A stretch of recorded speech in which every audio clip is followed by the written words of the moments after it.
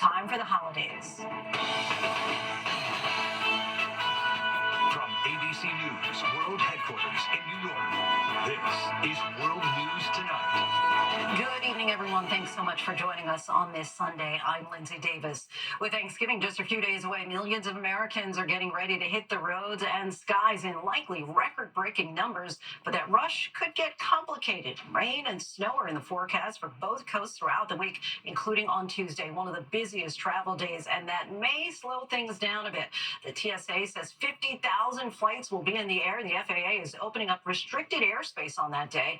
Airports are already packed as some travelers get a jump on the rush. The weather could also snarl traffic on the roads, but there is some good news for drivers. Gas prices continue to fall. And more welcome news after that major carrot recall. One of the companies involved is reassuring consumers who are shopping for a staple of the Thanksgiving table. We have team coverage tonight. ABC News meteorologist Samara Theodore leads us off. Samara, what can travelers expect? Time this all out for us. Well, Lindsay, we are anticipating an active weather week ahead, but there are more optimal times to travel. So what we expect on Monday is heavy snow in the west. We're also looking at rain in the Great Lakes. By Tuesday, that snow makes its way into the Rockies, and the I-95 corridor on the East Coast is lined with rain. Wednesday will be the more optimal time to travel for those in the Midwest on the East Coast, but we are anticipating very heavy snow for places like the Sierra Nevada, which could see 3 to 5 feet of snow through Wednesday, 1 to 2 feet in the Colorado Rockies. And for those headed to the Macy's Day Parade on Thanksgiving Day, just note that temperatures will be around 40 degrees, and we are anticipating rain along with snow in New England. Lindsay? All right, lots of cold and precipitation. Samara, thank you. Travelers will no doubt be keeping an eye on the forecast. Nearly 80 million people are expected to leave home for the holiday. The airlines and TSA are getting ready. Here's ABC's Morgan Norwood from Newark Liberty International Airport. Tonight, powerful storms threatening to dump chaos on what's expected to be the busiest Thanksgiving travel season ever. Millions of Americans already on the move. I thought I was like beating the crowds, but apparently I'm not. The TSA bracing for Tuesday when some 50,000 flights will take off. The FAA already opening special airspace used by the military off the East Coast and Gulf of Mexico. A steady stream of passengers here at Newark Liberty Airport. It'll be a critical test for the FAA as they grapple with the shortage of air traffic controllers. It's impacting operations here and also across the Northeast. We will use traffic flow management initiatives to deal with any staffing shortages on that particular day in this airspace, and we expect to have some of those shortages. On the ground, the TSA says while passengers are seeing wait times at security checkpoints at their lowest levels, they're rolling out new technology to get you to your gate faster, like these new body scanners at Salt Lake City Airport. And airlines are gearing up too. Our Trevor Alt getting a first look at American Airlines' plan to expand their boarding technology. Sometimes people try to cut the line, and now there's this new feature, a sound that's going to play if you try to go ahead of your group. So I have Patricia here who's going to show us how it works. If I were to try to board this flight early, Patricia, go ahead. Good morning. Other airlines teaming up with Apple, the company releasing an early software update helping passengers who have AirTags alert the airline to track misplaced luggage. And Lindsay, airport officials warning travelers to expect long lines starting today. American, Delta, and United, they all say this will be their busiest holiday season ever. In fact, United planning to put up an extra 400 flights per day just to handle the demand here, Lindsay.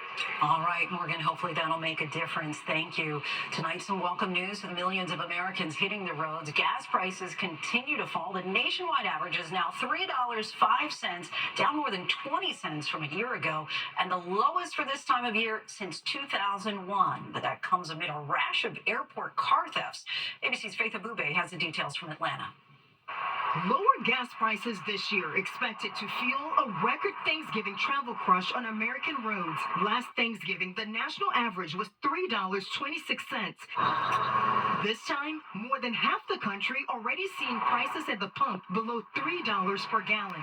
It's a boost for the more than 70 million Americans eager to hit the road to reunite with friends and family. It's going to be the cheapest Thanksgiving in almost 5 years if you're filling your tank up. According to AAA, 1.7 million more people are opting to drive this Thanksgiving compared to 2023. And as the travel rush kicks into high gear, data showing a dramatic increase in thieves targeting travelers parked in airport lots.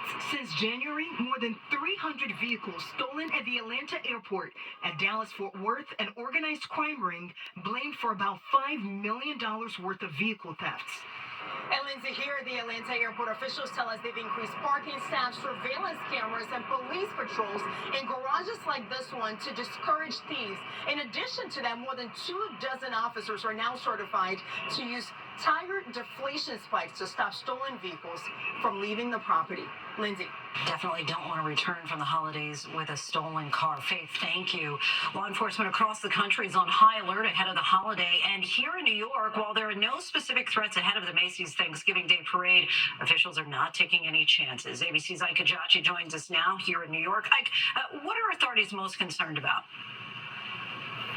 Well, Lindsay, the NYPD is on high alert tonight as they're preparing for the nation's largest Thanksgiving celebration, the 98th annual Macy's Thanksgiving Day Parade. And it's expected to draw around 2 million spectators. And according to a joint threat assessment obtained by ABC News, federal law enforcement agencies consider the parade an attractive target for both foreign and domestic terrorists. Now, it's important to note, the assessment says there is no specific or actionable threat to this year's event, but law enforcement raises particular concern about lone offenders and small groups targeting the crowd. Now, Lindsay, the NYPD has been especially busy in recent days, chasing down suspects in multiple stabbings and slashings. The random attacks are putting people in the city and visitors on edge as we head into the holiday weekend. Lindsay? A lot of people concerned. Ike, thank you. Just ahead of Thanksgiving, a major producer of organic carrots is hoping to reassure consumers after a multi-state E. coli outbreak linked to some of its products. Grimway Farm says all of the carrots currently on store shelves are safe. ABC's Melissa Dunn reports tonight from the impacted farm in California. Tonight, as families prepare for Thanksgiving dinner, one of the largest producers of carrots in the United States urging shoppers that the products they see on grocery store shelves today are not part of its nationwide recall. California-based Grimway Farms, a supplier to Trader Joe's, Wegmans, and Kroger, expanding a voluntary recall after several of their products were linked to a deadly E. coli outbreak. One person died, while 39 others have been sickened, 15 of them hospitalized.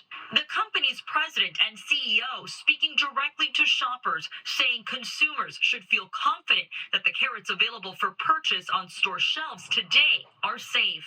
An FDA investigation remains ongoing, but it's not the only recall putting consumers on alert. The Michigan-based Wolverine Packing Company is recalling more than 165,000 pounds of ground beef products, also possibly contaminated with E. coli. There have been 19 reported illnesses in Minnesota after the products were shipped to restaurants nationwide. The company has said it is cooperating with investigators and conducting an internal audit.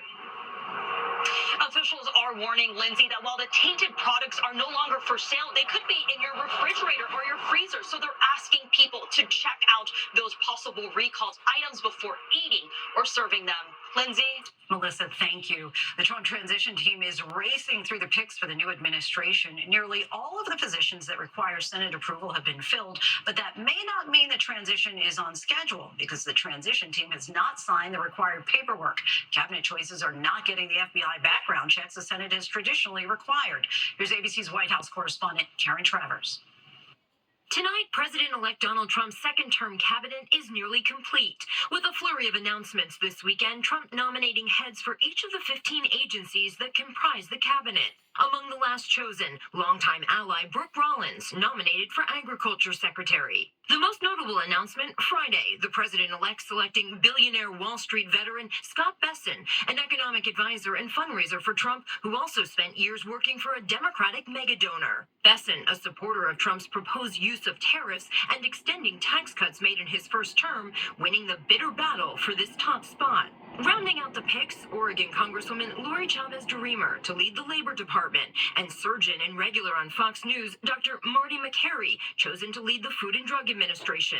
The major hurdle tonight, Trump's nominees have not undergone the traditional required FBI background checks ahead of Senate confirmation hearings, because the Trump team still hasn't signed a necessary memo of understanding with the Justice Department. Everybody's going to get a fair shake. Everybody's going to have the opportunity to be able to go through this process, and we'll let the the process work out. The move alarming some in Congress. Why wouldn't we get these background checks for the most important job in the United States government? I don't think the American public cares who does the background checks. What the American public cares about is to see the mandate that they voted in delivered upon. Lindsay, Republicans will not take control of the Senate until early January. They'll work quickly to hold hearings on President-elect Trump's cabinet nominees to try to confirm them as soon as Trump takes office. Lindsay? The Trump administration really moving at lightning speed. Karen, thank you. To the Middle East today, Hezbollah as elusive as ever. Lama, thank you. Here at home, charges tonight in the death of a Dartmouth College student found dead near a river this summer after a night of drinking. 2 fraternity brothers and a sorority are facing misdemeanor charges. Let's bring in ABC's Rena Roy. And Rena, what are you learning? Well, Lindsay, investigators have charged both students with a misdemeanor for allegedly supplying alcohol to an underage individual. 20-year-old One Jang of Delaware was reported missing back in July and later found dead in the Connecticut River after authorities say he was drinking at that party with other members of his Beta Alpha Omega fraternity. Also charged in his death, the Alpha Phi sorority, because police say some of its members hosted the party. Both the fraternity and sorority have been suspended from campus. University officials saying these suspensions remain in effect pending the results of Dartmouth's internal investigation and conduct process, which is still ongoing. Police reportedly saying that foul play is not suspected, but they have not said whether hazing is being considered as a potential factor. Lindsay? Rena, thank you. Tributes tonight for legendary game show host Chuck Woolery. He was the first host of Wheel of Fortune, but he was probably best known for the 1980s hit Love Connection, which featured couples going on a first date. He later became a conservative podcaster. Here's ABC's Jacqueline Lee. Tonight, remembering smooth-talking game show host Chuck Woolery. So I'm going to give the wheel a final spin of the day, okay? He was the first host of Wheel of Fortune in 1975. Later, the face of Scrabble and Love Connection.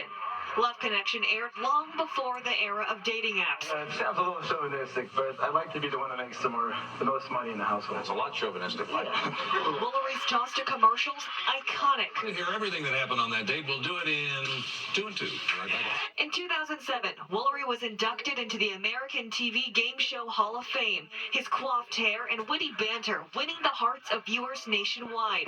Also earning a Daytime Emmy nomination in 1978. His podcast co-host and friend Mark Young said in an email early Sunday that Woolery died at his Texas home with his wife by his side. He was 83.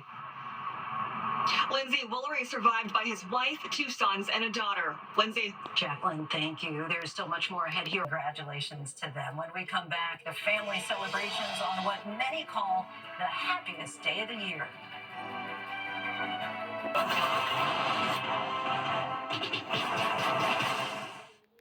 Feel the seas with Moana. So back.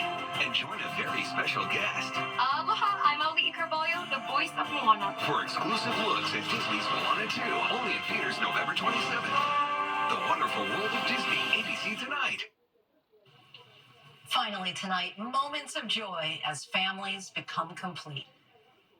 In courtrooms all across the country this week, this adoption is hereby finalized. Scenes reflective of this season of gratitude as foster children officially joined their forever families on National Adoption Day.